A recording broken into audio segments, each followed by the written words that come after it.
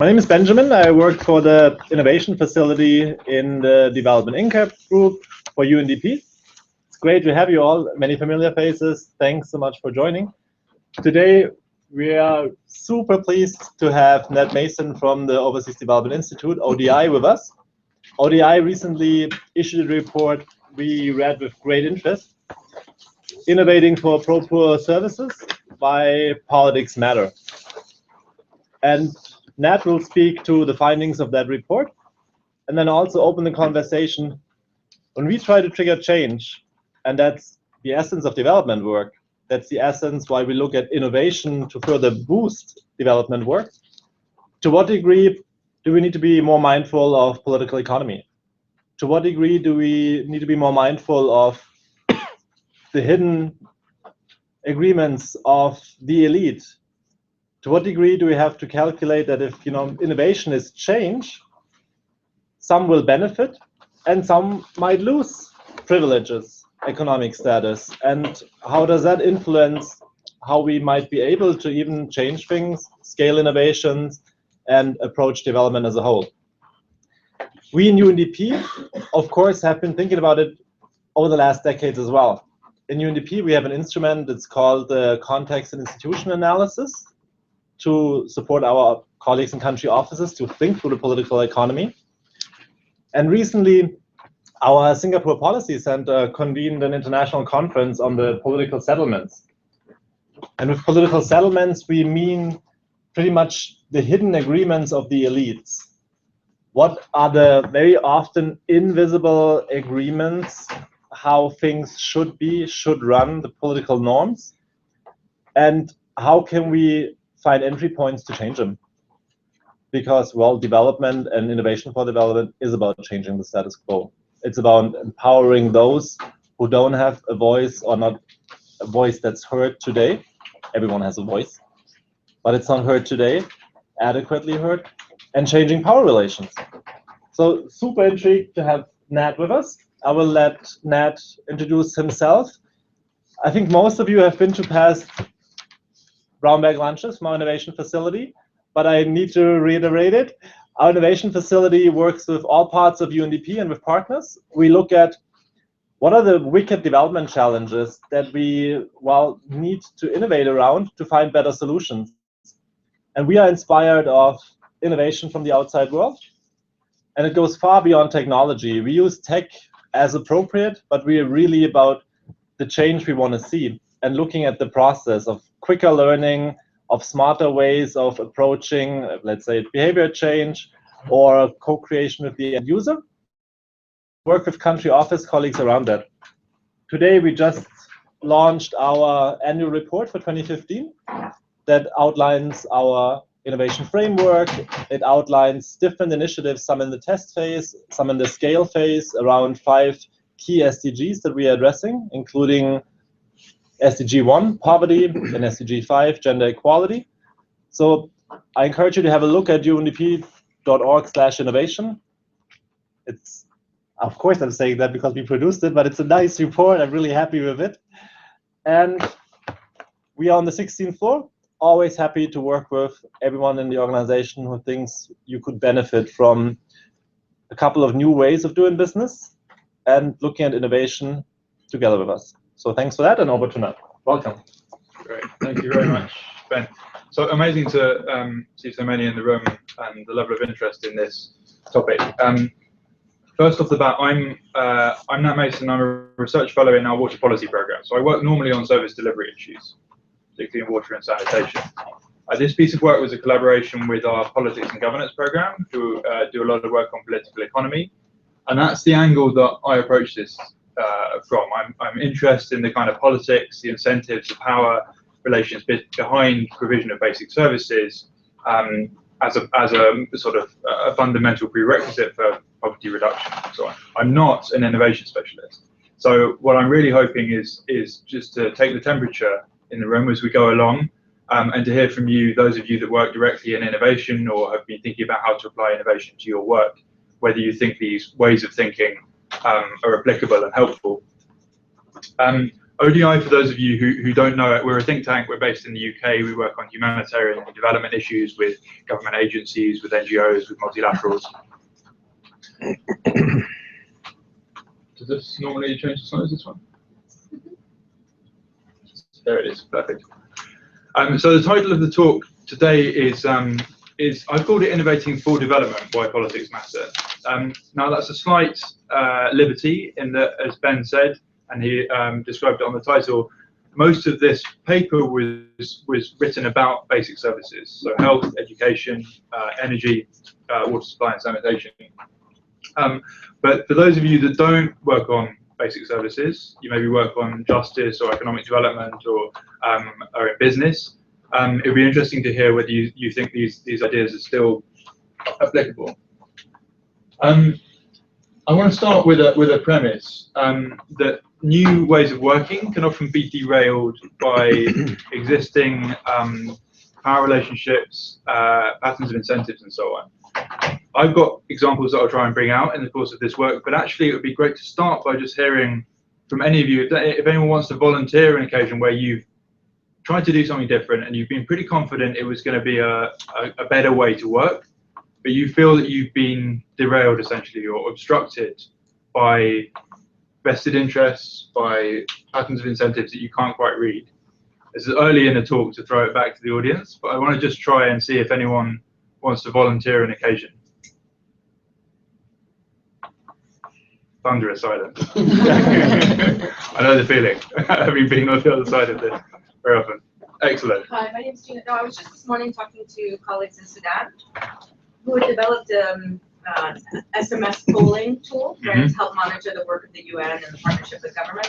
And they basically said that more or less, while the commercial sector can buy access to certain mobile phone numbers to send out surveys or bulk messages, this was totally unavailable to sort of social sector. So they basically developed this great tool, and now they're kind of, now they're going around with project beneficiaries and trying to get their mobile numbers so that, so that they have them as a list, but they have to build the list from scratch rather than being able to access it the way the private sector does. Fantastic.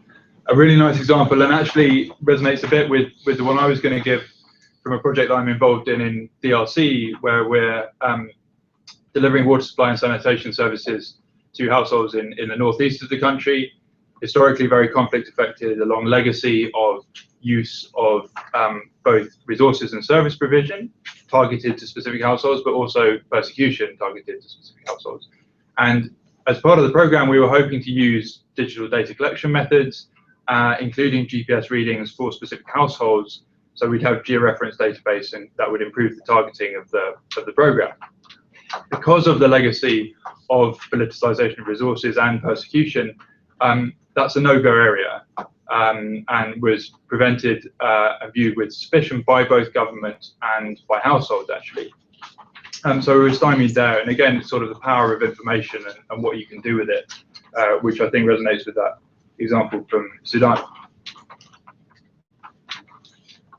The first proposition I want to put up is this.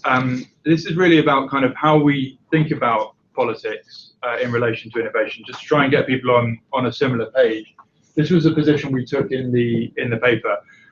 Our feeling on looking across the literature, both academic and grey literature, was that there's been a tendency to look at politics, if looked at all in relation to innovation and technology, as being about kind of policy prescriptions, about what you need to do to put an enabling environment in place, or the other extreme is just referring to kind of political will. We need more political will, without really thinking about what that is and how you might galvanize it. Secondly, there's a tendency to focus, when we say politics, we hear politics, to focus on the big P, the parties, the political elite, the politicians, parliaments, and so on. And what we wanted to explore a little bit in the paper was whether politics should be thought of as actually anything about power relationships and incentives at different levels, be they at that level or down to the level of the home, or in the market, or in particular organizations. And thirdly, there's been a bit of a tendency to focus on politics in terms of quite a narrow set of incentives around essentially self-interest, the kind of rational actor theory, which has been so prevalent in economics and has crept its way into politics too, and whether there are examples of values being just as important in terms of motivating behaviour. So we'll come back to that proposition and maybe interrogate it a little bit. Just some definitions in terms of what I'm talking about, thank you very much. In terms of pro-core services, we wanted to look at accessibility and affordability, usually come up when you talk about pro-core services, but also a question of informed choice. Do users have the ability to assess the quality of the service and to exercise a choice or exercise voice around their preferences for the service? In terms of innovation, we're talking about new technology, but also new processes. And in that, we wanted to include new ways of working or new technologies in the sense of they're being applied newly in a new place or context. So even if they're not necessarily completely new to the world, we thought they could still be innovative, at least in terms of thinking about what the political implications could be. And that's a pretty broad-ranging definition. And on politics, this is from a book by Harold Laswell in 1936, which was titled Who Gets What, When, and How? And I think that's one of the crispest definitions of the kinds of expansive definition of politics that we might want to have in mind. So where do we go with this? Acknowledging that politics might be important for innovation, we want to propose that you can think about these issues either in terms of a target for effort or a maze to navigate. So 2 examples. To bring out the targeting idea, in Liberia, UNICEF have been using an SMS system to gather information from citizens on different issues called U-Report. And they actually harnessed this to expose a sex for grades scandal in schools, where essentially teachers were rewarding students who were offering sexual favors with better grades. And this, obviously a hugely taboo issue, was just not on the radar. They heard some anecdotal reports about it, and so they decided to try using U-Report to survey pupils about whether they'd experienced this. They got 13,000 responses in 24 hours, and 86% of respondents said that this has been an issue that they were affected by. Other examples might be more innocuous, low-level corruption, for example, in the water biofilter market in Cambodia, where local artisans use poor quality sand in these water filters, and that degrades performance. I'll come back to the example of an NGO that's been trying to work around that problem, but the 2 of them illustrate that it is possible to try and identify a political problem and bring to bear innovation on that, the kind of underlying issues that constrain the sort of social impact that you want to achieve from an innovation. And on the maze example, in Uganda, in the health sector, many of you will have heard of MTRAC, which is a system for gathering data from local community health facilities. When that was originally set up, it was designed so that it bypassed the district level.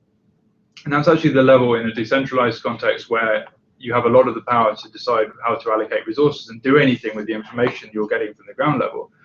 And so the implementers had to go back and slightly redesign things so that they could find a way to avoid this disenfranchisement, if you like, at the district level, bring them into the solution and get them working towards it. So they adapted the innovation as they went in response to the local politics. They were navigating this maze, if you like.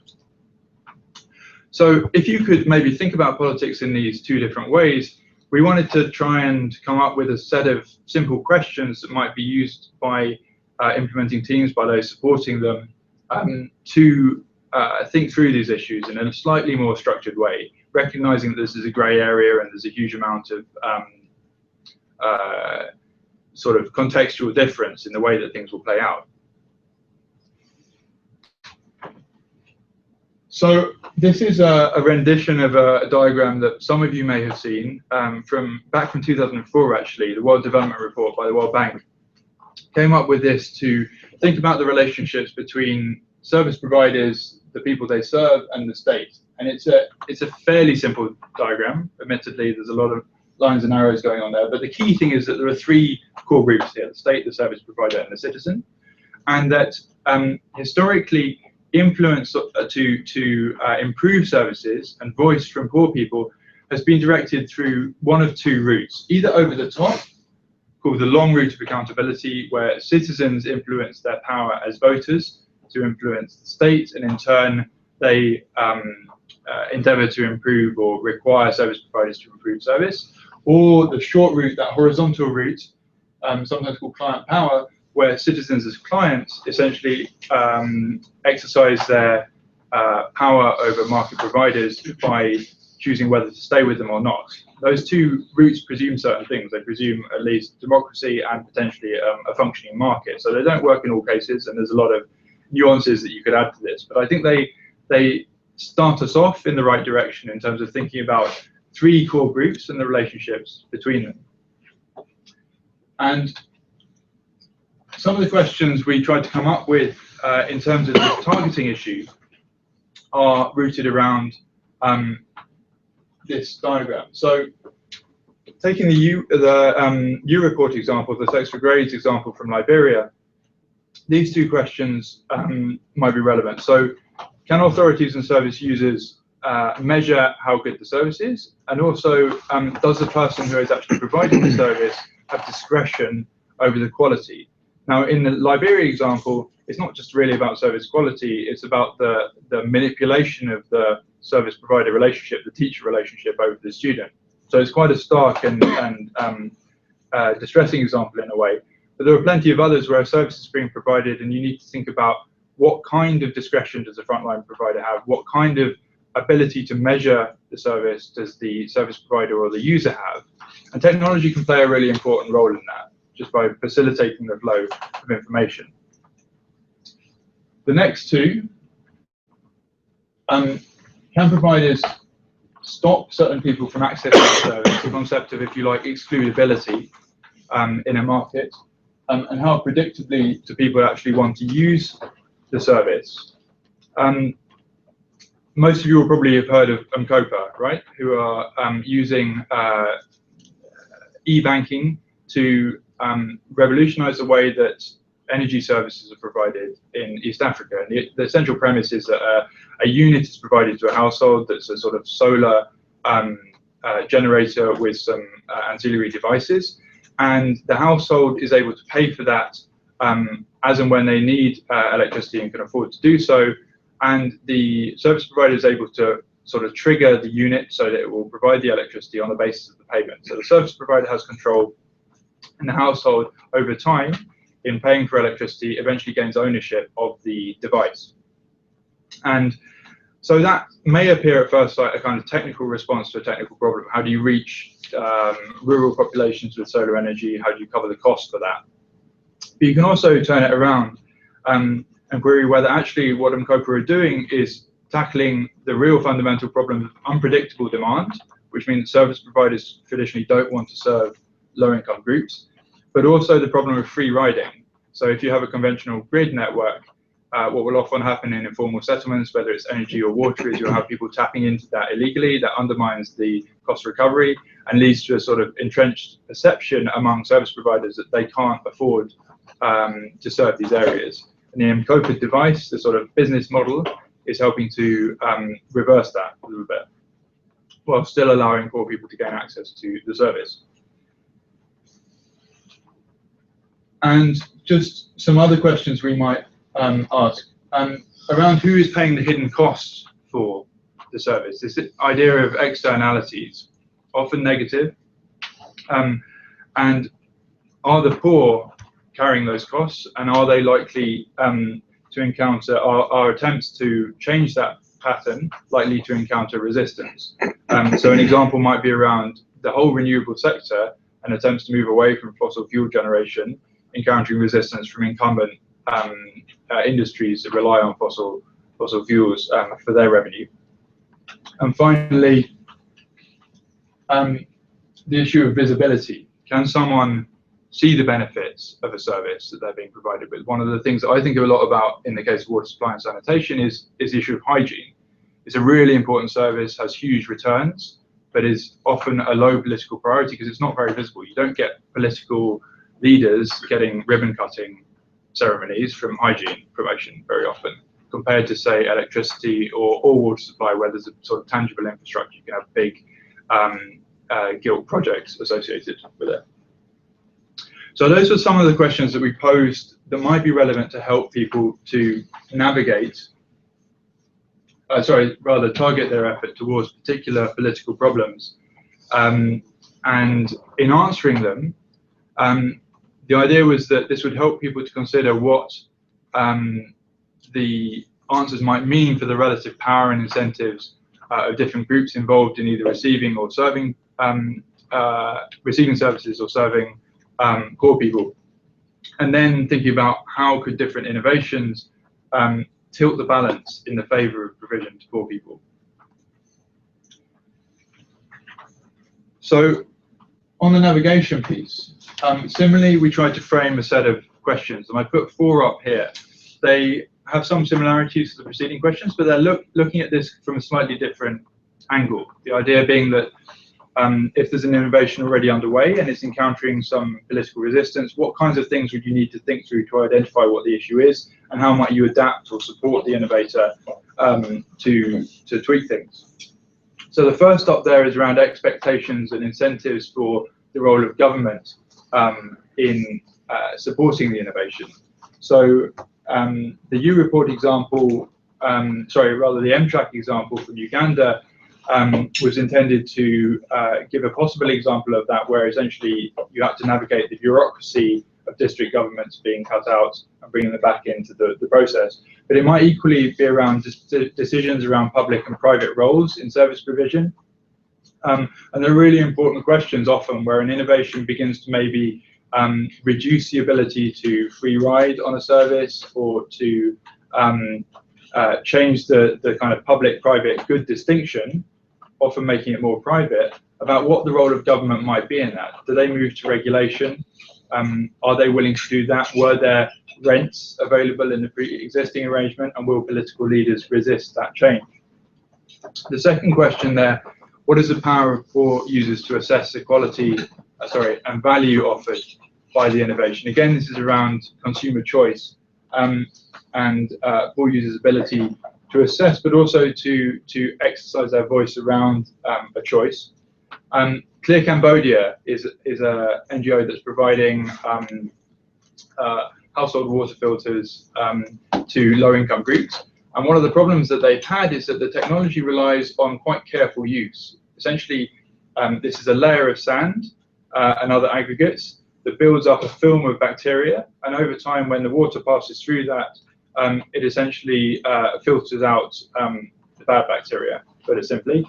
And that relies on people not disturbing the sand. So counterintuitively, you don't want to get people scrubbing out their sand, mixing it up and cleaning it. You want to let them let the bacterial cultures persist.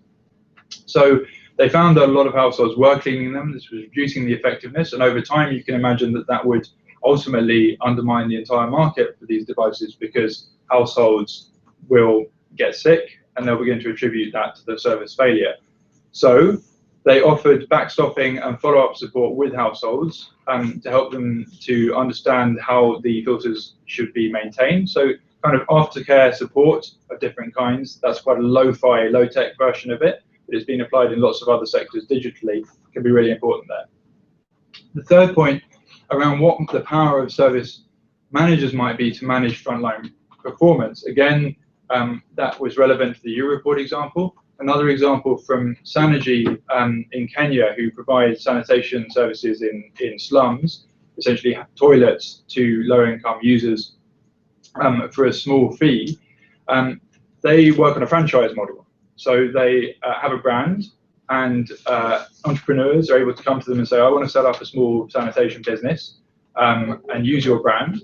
But obviously, any franchise model relies on the protection of the brand and it being not undermined by certain providers providing a substandard service. So they invested in what they call mystery loo surveys. So instead of mystery shopper surveys, mystery loo surveys, where people would go around to toilets anonymously, use them and grade them, and the feedback would allow Sanergy to tell whether the service being provided by their franchisees is up to scratch. And on the fourth question there, how is the innovation going to affect advantages and opportunities by market incumbents? So this is obviously potentially a very large space. It can include both the companies and the elites who gain rents from existing arrangements within markets. One of the cases we looked at was M-Pesa in Kenya, and Safaricom initially starting out as a sort of a disruptor, if you like, and over time the politicization, as particularly the financial services industry realized that this was taking away a large proportion of their business, and now it being potentially an income in itself, in that it's a very large and dominant provider in the financial services market. So on this piece, a set of questions put forward with the idea that innovators and those backing them can navigate challenging politics that might arise from the innovation itself or around the innovation as it goes to scale. And again, the idea here being to just ask a few key questions and consider if and how the innovation is going to challenge existing relationships and interests, and whether and where from resistance or indeed support is likely to come. So that's the summary of what I wanted to say, really. There are three propositions there. Firstly, that it might be worthwhile for innovators and those supporting them to invest in understanding how and why innovation is going to dynamically interact with politics. It's going to happen at different levels, and it's going to happen through a range of pathways, not just self-interest, but value-based incentives. Secondly, that innovators can ask simple questions that might help them to take a politically aware, more problem-driven approach. So what is the core political problem underlying this, and can an innovation help to tackle that? Or if they're, if you like, working from a solution and they're already working on an innovation with an innovation, what kinds of political challenges are likely to come up, and how might they be navigated along that scaling journey? And it was really to put these up that I wanted to get a bit of a reaction from you all on whether you think this is relevant to your work, whether you disagree with anything that's been said so far, and maybe to hear a few examples of where you think it might be applied. So that's all from me. Thank you very much. Thank you.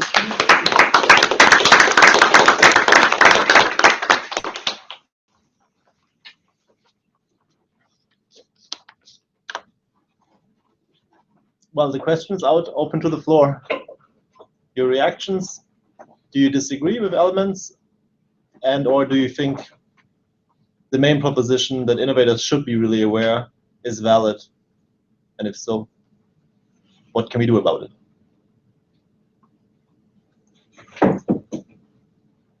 We just try to break the ice there. You know? Nice.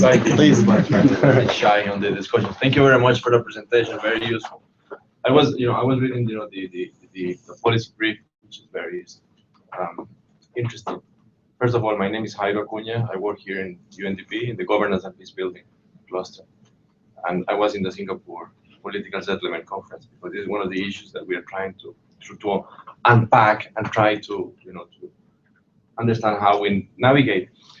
Your presentation has been very stimulating in the sense that these propositions are making me think, what are we talking about in terms of how politics drive development, or what are the market forces in terms of supply and demand that will affect development outcomes and how innovations then can place, right? Because we are talking about incentives, right? Many of those incentives can be monetized, and others are non-monetized, right? But the intangibles of the political settlements. So more type of a general question in terms of are we talking about the politics of innovation, or are we talking about how market forces, supply and demand, affects these innovative solutions to specific problems of service delivery?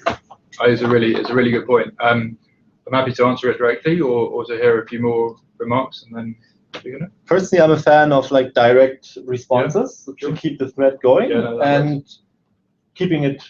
Sure. Exactly. So I mean, I think you've hit upon a really important definitional issue. We took, as I alluded to at the beginning, quite a broad definition of what we meant by politics, and included things below the big P politics, and included relationships within markets. Partly on the basis that when we've previously thought about political economy, we're thinking about trying to apply some of the thinking from economics into the political space and vice versa. So there's a kind of overlap there. But I take your point, and we had this when we talked about it in the UK and held a round table on it.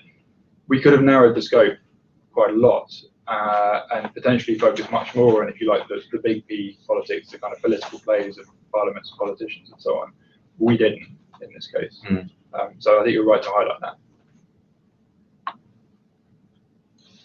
I have a question from online. I can plug it in now. We haven't said hi to the colleagues looping it online. Yeah, let's take an online question and then we go back to the floor. Absolutely. This is from Rafiq in Syria. So he asks, helping innovation in developing countries who are under economic sanctions. For example, they're not able to access IT applications. So it's more of a global political question. Yeah, I mean, so sometimes you're going to encounter barriers that might appear, well, if you choose to analyze them from a political lens, and they're going to be very macro, they're going to operate well above the level that you're working at, they can appear completely intransigent. I don't know for sure whether this kind of way of thinking is going to pay dividends in those cases, but it might allow you to identify more precisely what the problem is. And I think problem identification is sometimes underplayed as a useful exercise in and of itself, investing the time to try and work out, really what is the core of the problem that I'm trying to tackle, what are the vested interests or the relationships underlying it. And I think that might be applicable in these cases, but obviously trying to understand it at that macro level and leverage change is going to be that much harder. Great question. No, well, a little bit on. And introduce yourself, please, just with name and organization and area you work in, please. Right. I'm from United Nations Alliance of Civilizations. I work on media and information literacy. And in terms of innovation, obviously, for instance, part of what could be considered innovation is bringing media and information literacy education to educational systems and educational frameworks. So we have conducted media and information literacy workshops for educators in countries where actually authoritarian countries and countries where freedom of expression is a challenge. And then the educators receiving those workshops are receiving an innovative way of developing education, critical thinking skills applied to media messages. But at the same time, they will have difficulty applying them because they will see it as a conflicting and actually confronting their own government. So this is kind of just a little bit of an anecdotal comment, but kind of where innovation is beyond technology. Innovation is about cultural and ideology, and so I have confronted that personally a couple of times in certain countries, and it was for me. What I was saying that, well, media and information literacy is just part of education. If you think that supporting the development of critical thinking skills applied to media messages to your students could be considered almost an illegal kind of activity, then teaching them to read and write could also be considered illegal. So in a way, but so finding kind of in a way is more like the more than a target was just conducting. Steering the conversation towards general education. Anyway, just bringing to the table that innovation is beyond technology. Did you feel that you found a route through in that example? Or? Yes, I think so, because they realized that, well, if analyzing, criticizing, and applying critical thinking skills to media messages could be considered an almost illegal activity, then teaching to write and read could also be considered. It's basically the same political movement, right? Yeah, I mean, one of the kind of more skeptical notes that we sort of sound in the report, but picking up on what the World Bank put in their most recent World Development Report around essentially digital, is looking across attempts to really shift political systems through media and through digital technology, there aren't very many compelling examples of where that's actually happened. They kind of were quite skeptical. All of the positive notes around the Arab Spring and other revolutions where there's been perceived to be a real role for new technology. And so when you really look at the data, it's not very clear that that was enabled by new technologies as opposed to existing networks of citizens and so on below that level. So, how far we can run with this idea, I would be the first to acknowledge that we need a bit of caution, but I think it's been so underplayed to date that it's worth kind of getting on the table and having a discussion around. Yeah, question. So I'm David Kaguru. I'm with Vodafone, and a quick question about the politics of innovation and technology. From your studies, do you feel that technology is better driven down from a macro point of view or from the ground up? Which example is more effective, and where does politics come into play with them? A really nice question, because actually it brings me back to how we originally tried to frame this piece of work, which was thinking more around, well, innovation is going to happen anyway, right? And often it happens driven from the ground up, and that's often the most transformative. So where you've got those examples of emergent innovation, if you like, they're going to generate new politics, and as they go along and go to scale, some of those politics are going to be challenging and so on. The issue we had was identifying those examples when they are genuinely emergent is really difficult. You don't usually know until they're big and they've got the backing of UNDP or another organisation. So we struggled a little bit with that, and I think we ended up talking more about examples that really would appear at least to be top down. But if you think about it, they've all had the seed of an idea coming from someone working in a particular field on a particular problem. So in origin, they might well be bottom up, but whether they're, if you like, sort of driven by poor people for their own needs is the perhaps bigger question, and I think it's harder to argue in some cases. My colleagues have been working on something which is called Jugaad innovation in India, which is sometimes called autonomous or adaptive innovation, very low resource examples where you use the very minimum of costly technologies to try and solve a local problem. And there are certain principles that people have been looking at that for a while in India at least, and now internationally, certain principles around the processes of innovation that might be applicable to other cases. So I think if we do more work in this, I'd really like to try and trace down the kind of originating pathways for the innovation down to see if it really is originating from the ground up. Great, thank you.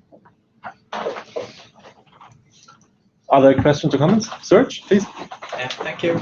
I'm Serge Capto with the Strategic Policy Unit in UNDP, working on 2030 agenda team. There's one factor that I'm not quite sure that I picked up in your intervention.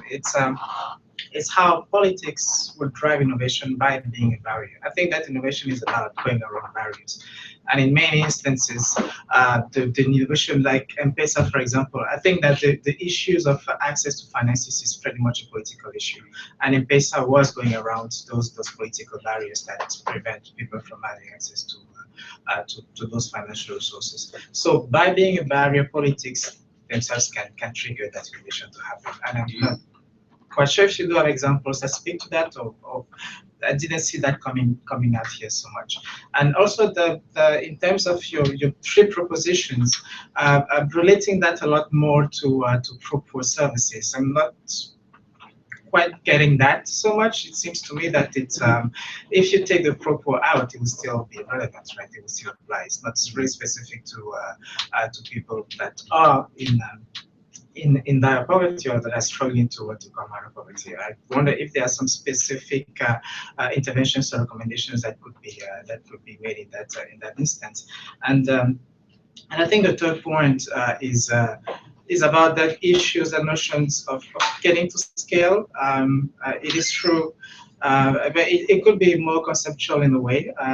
There's been we've also some of the work that we've done on information technologies actually identified that as well. The fact that once you've innovated, you do need support from the politics to be able to scale that up, to reach the scale.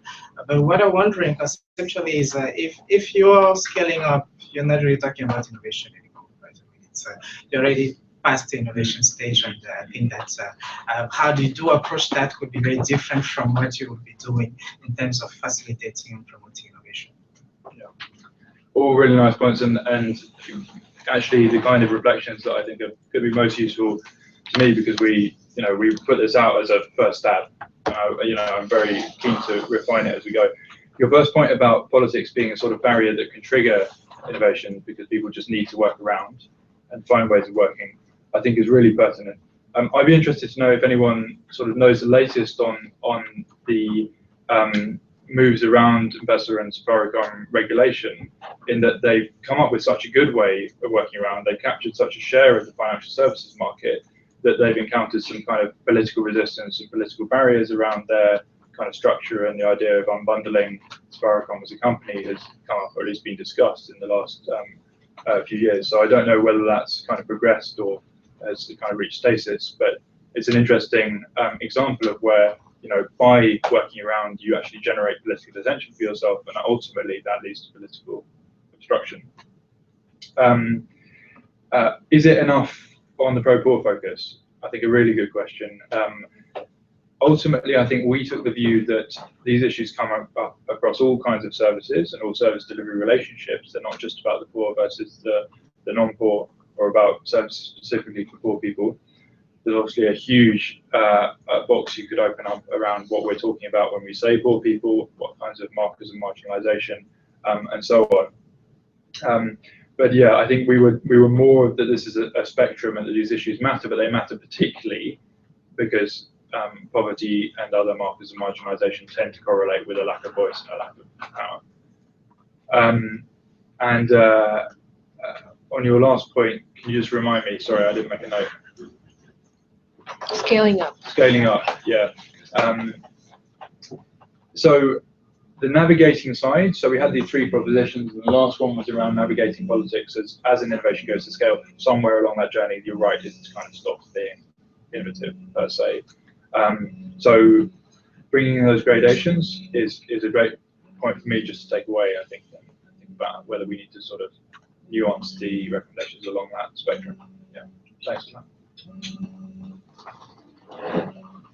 Any more questions or comments? Can I repeat the second question? Sure. Is it allowed? Then did I not? That's part of the innovation. Yeah. We didn't set ground rules. So I think they're kind of intuitive. Sure. No, I think very quickly, last wills, who gets what, when, and how. And your comment earlier to the gentleman here on the politics of technology, it made me think whether the who does the innovation is more important than how the innovation is done. And at the end of the day, this is what we are trying to pin down in terms of who does what and how, and whether these issues have been discussed as part of your research. Only tangentially. So we do in the long report we have just a little box on kind of the issue of sort of innovation for development being very often driven by people sitting in labs in Nairobi or in other sort of centres that are viewed as tech centres, and they may often be sort of themselves from the upper echelons of society, whether in local, and that's the question of kind of how the politics of the innovation industry operates in the development space is something that I think merits attention, but wasn't the focus of this piece. So we kind of included it in a sort of side box. More broadly, this idea of kind of who is innovating and do they have the right networks and the power to drive through change or to navigate change is crucial, and I suppose comes back to a more fundamental question around: are you able to offer support and networks and resources to those who might start out with less of those networks and knowledge about how to navigate things? Can that be externally supported?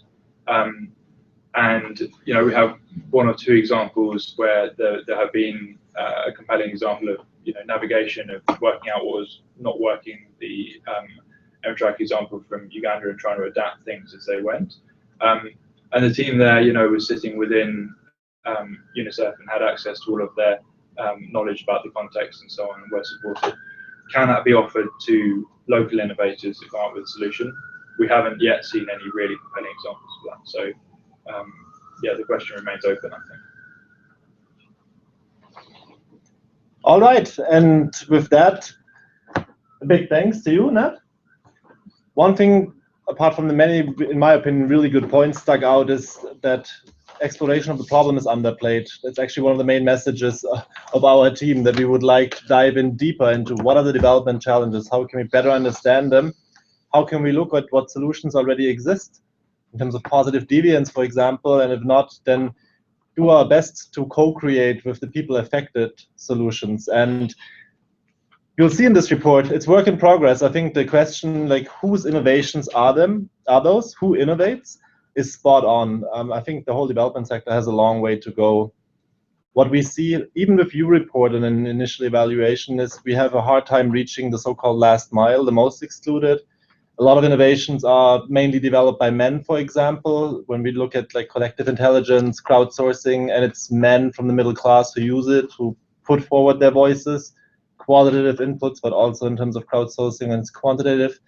We have a long way to go, but we think those are the questions we have to work on. They're all part of the big development challenges we have to tackle to achieve the SDGs, but honestly, to create a change in the people's lives we are working for together with them.